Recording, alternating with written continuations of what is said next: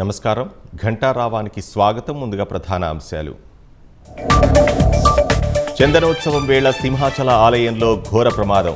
భారీ వర్షానికి భక్తులపై కూలిన గోడ, 7 మృతి.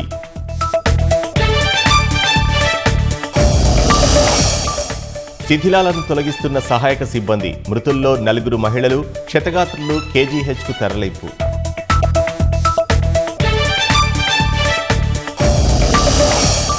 సహాయక చర్యలను హోంమంత్రి, కలెక్టర్, సిపి బాధితులకు అండగా ఉంటామని ప్రకటన.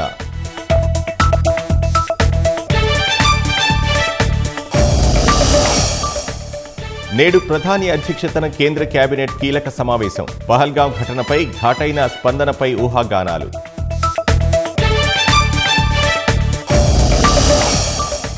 వైసీపీ హయాంలో 3,500 కోట్ల మద్యం కుంభకోణం. మిథున్ రెడ్డి ముందస్తు బెయిల్ పిటిషన్పై సుప్రీంకోర్టులో ఏపీ ప్రభుత్వం కౌంటర్.